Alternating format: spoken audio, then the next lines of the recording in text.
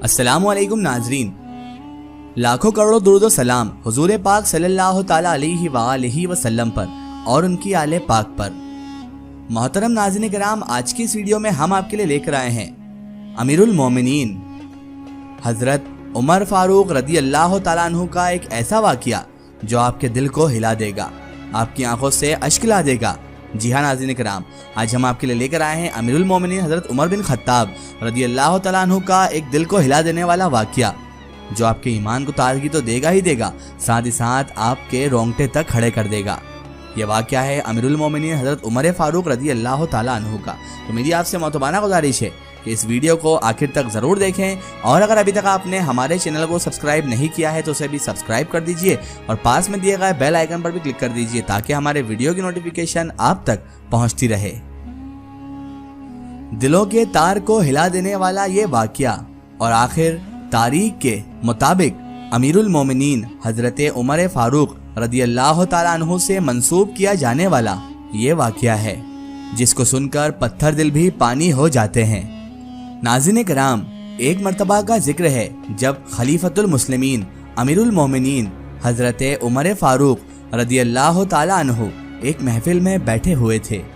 कि तभी अचानक एक अजनबी शख्स इस महफिल में आकर बैठ गया और इस शख्स के बैठने के कुछ ही देर बाद दो नौजवान शख्सियात भी इस शख्स के पीछे पीछे आ गए और इस अजनबी शख्स के सामने खड़े होकर वो दोनों लोग हज़रत उमर फारूक रदी अल्लाह ताला अन्हु से मुखातिब हुए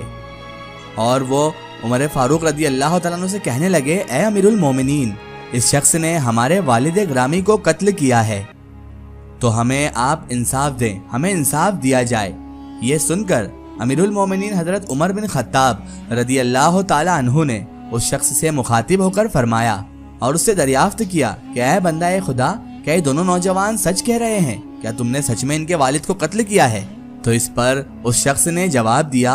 या अमीरुल मोमिनीन, इनका वालिद अपने ऊँटों समेत मेरे खेत में दाखिल हुआ था और मैंने एक पत्थर उठाकर इसको मारा था जिसकी वजह से उसकी मौत वाक़ई हो गई, लेकिन या अमीरुल मोमिनीन, मेरा उसका कत्ल करने का कोई अंदेशा ना था, ना ही कोई मेरा इरादा था कि उसका कत्ल करूं।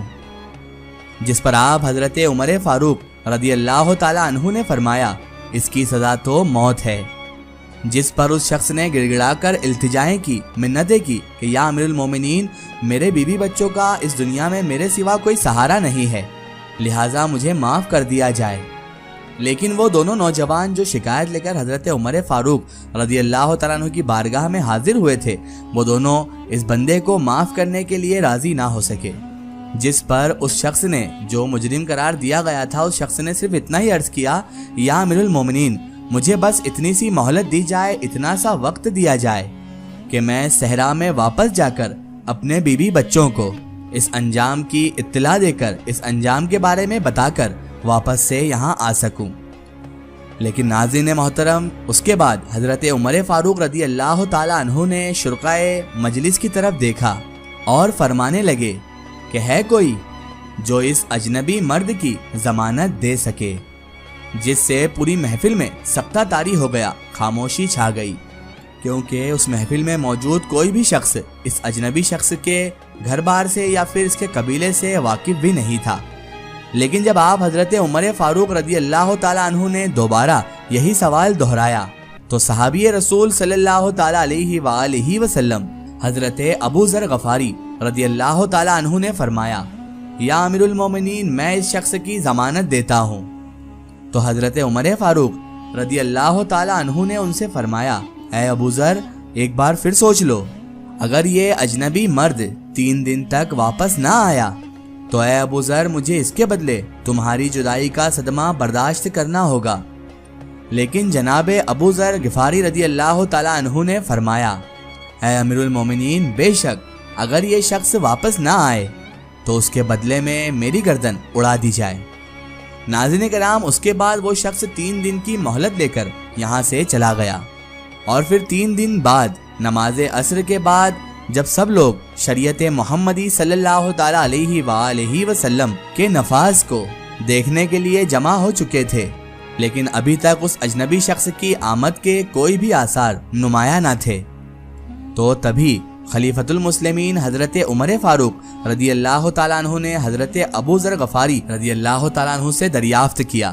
کہ اے ابو ذر، وہ اجنبی شخص کدھر ہے؟ جس پر آپ حضرت ابو ذر غفاری رضی اللہ تعالیٰ عنہ نے فرمایا، اے امیر المومنین، مجھے کچھ خبر نہیں ہے۔ تو حضرت عمر فاروق رضی اللہ تعالیٰ عنہ نے فرمایا کہ اے ابو ذر، اگر وہ غروب آفتاب تک یہاں نہیں پہنچا تو اس کے بدلے یہ سزا اے ابو ذر آپ کو ہی بھگتنا پڑے گی۔ جناب ابو ذر غفاری رضی اللہ تعالیٰ عنہ نے یہ کہتے ہوئے کہ مجھے یہ شرط منظور ہے، آسمان کی طرف نگاہ اٹھائی جہاں سورج غروب ہونے کے لیے بےتاب ہو رہا تھا، اور پھر کچھ ہی دیر بعد وہ شخص ہانفتا ہوا کانپتا ہوا اس مجمع میں واپس پہنچ گیا، وہ اجنبی شخص ہی، اور خود کو اس نے سزا پر عمل درآمد کے لیے پیش بھی کر دیا۔ تبھی خلیفۃ المسلمین حضرت عمر فاروق رضی اللہ تعالیٰ عنہ نے اس شخص کی جانب دیکھا اور فرمایا،